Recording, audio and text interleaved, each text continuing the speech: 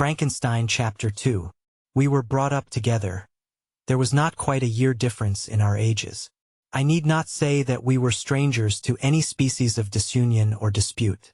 Harmony was the soul of our companionship, and the diversity and contrast that subsisted in our characters drew us nearer together.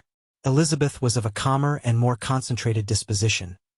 But, with all my ardor, I was capable of a more intense application and was more deeply smitten with the thirst for knowledge.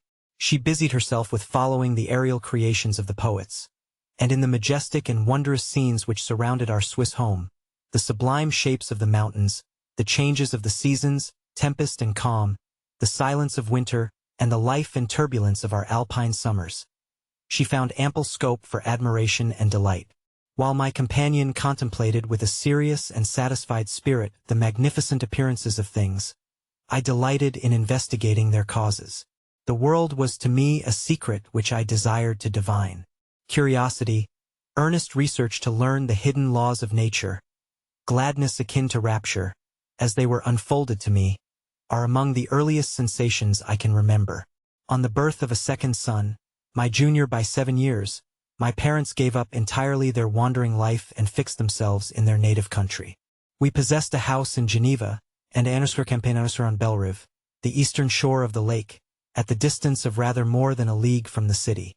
We resided principally in the latter, and the lives of my parents were passed in considerable seclusion. It was my temper to avoid a crowd and to attach myself fervently to a few. I was indifferent, therefore, to my schoolfellows in general, but I united myself in the bonds of the closest friendship to one among them. Henry Clerval was the son of a merchant of Geneva. He was a boy of singular talent and fancy. He loved enterprise, hardship, and even danger for its own sake. He was deeply read in books of chivalry and romance. He composed heroic songs and began to write many a tale of enchantment and knightly adventure. He tried to make U.S. act plays and to enter into masquerades, in which the characters were drawn from the heroes of Roncesvalles, of the Round Table of King Arthur, and the chivalrous train who shed their blood to redeem the Holy Sepulchre from the hands of the infidels. No human being could have passed a happier childhood than myself. My parents were possessed by the very spirit of kindness and indulgence. We felt that they were not the tyrants to rule our lot according to their caprice, but the agents and creators of all the many delights which we enjoyed. When I mingled with other families, I distinctly discerned how peculiarly fortunate my lot was, and gratitude assisted the development of filial love.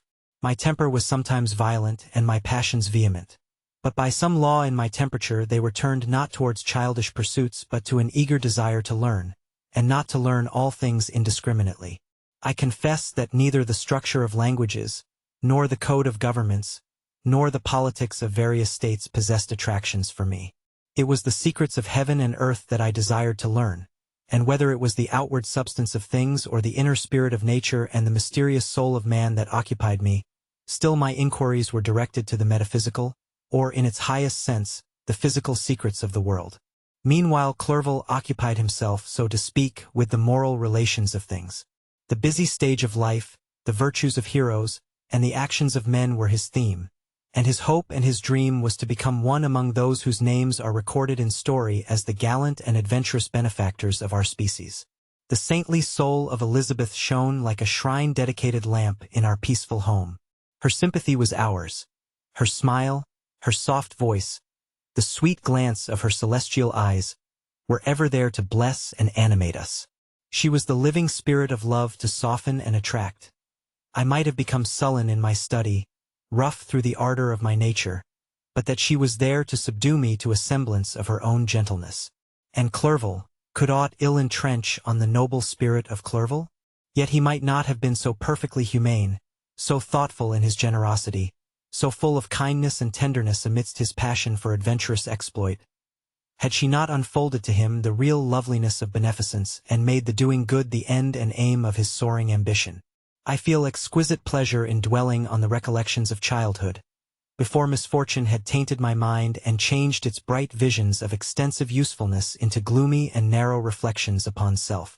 Besides, in drawing the picture of my early days, I also record those events which led, by insensible steps, to my after tale of misery, For when I would account to myself for the birth of that passion which afterwards ruled my destiny, I find it arise, like a mountain river, from ignoble and almost forgotten sources. But swelling as it proceeded, it became the torrent which, in its course, has swept away all my hopes and joys. Natural philosophy is the genius that has regulated my fate. I desire, therefore, in this narration, to state those facts which led to my predilection for that science. When I was 13 years of age, we all went on a party of pleasure to the baths near Thonon. The inclemency of the weather obliged us to remain a day confined to the inn. In this house I chanced to find a volume of the works of Cornelius Agrippa. I opened it with apathy. The theory which he attempts to demonstrate and the wonderful facts which he relates soon changed this feeling into enthusiasm. A new light seemed to dawn upon my mind, and bounding with joy, I communicated my discovery to my father. My father looked carelessly at the title page of my book and said, "Ah, Cornelius Agrippa. My dear Victor, do not waste your time upon this. It is sad trash." If, instead of this remark, my father had taken the pains to explain to me that the principles of Agrippa had been entirely exploded, and that a modern system of science had been introduced which possessed much greater powers than the ancient, because the powers of the latter were chimerical, while those of the former were real and practical, under such circumstances I should certainly have thrown Agrippa aside and have contented my imagination, warmed as it was, by returning with greater ardor to my former studies. It is even possible that the train of my ideas would never have received the fatal impulse that led to my ruin.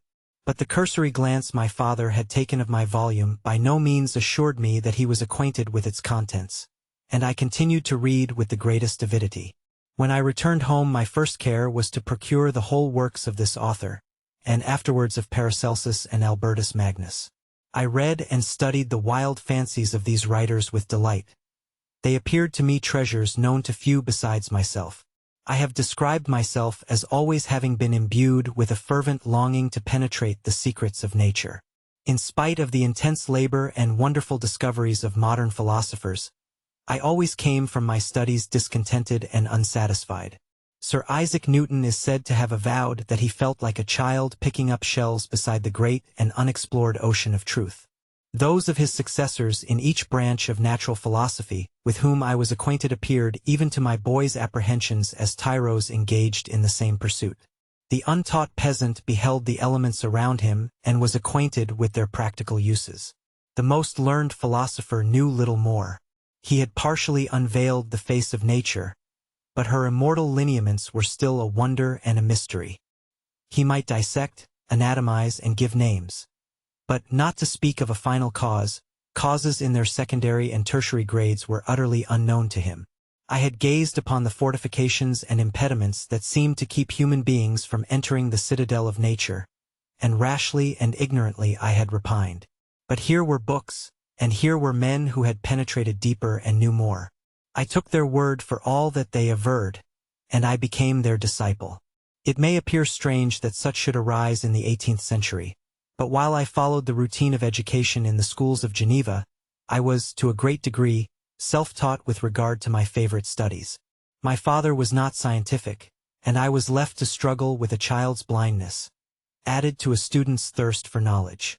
Under the guidance of my new preceptors, I entered with the greatest diligence into the search of the philosopher's stone and the elixir of life. But the latter soon obtained my undivided attention. Wealth was an inferior object. But what glory would attend the discovery if I could banish disease from the human frame and render man invulnerable to any but a violent death? Nor were these my only visions. The raising of ghosts or devils was a promise liberally accorded by my favorite authors, the fulfillment of which I most eagerly sought, and if my incantations were always unsuccessful, I attributed the failure rather to my own inexperience and mistake than to a want of skill or fidelity in my instructors. And thus for a time I was occupied by exploded systems, mingling, like an unadept, 1,000 contradictory theories and floundering desperately in a very slough of multifarious knowledge, guided by an ardent imagination and childish reasoning, till an accident again changed the current of my ideas. When I was about 15 years old, we had retired to our house near Bellerive, when we witnessed a most violent and terrible thunderstorm. It advanced from behind the mountains of Jura, and the thunder burst at once with frightful loudness from various quarters of the heavens. I remained, while the storm lasted, watching its progress with curiosity and delight. As I stood at the door, on a sudden I beheld a stream of fire issue from an old and beautiful oak which stood about 20 yards from our house. And so soon as the dazzling light vanished, the oak had disappeared, and nothing remained but a blasted stump. When we visited it the next morning, we found the tree shattered in a singular manner. It was not splintered by the shock, but entirely reduced to thin ribbons of wood. I never beheld anything so utterly destroyed. Before this I was not unacquainted with the more obvious laws of electricity. On this occasion a man of great research in natural philosophy was with us, and excited by this catastrophe, he entered on the explanation of a theory which he had formed on the subject of electricity and galvanism, which was at once new and astonishing to me.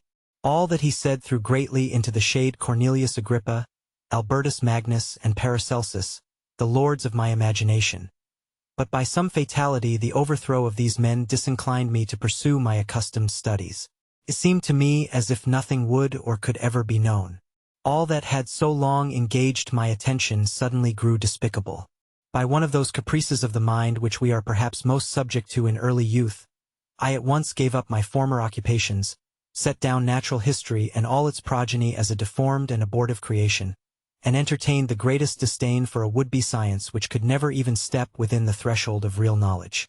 In this mood of mind I betook myself to the mathematics and the branches of study appertaining to that science as being built upon secure foundations, and so worthy of my consideration.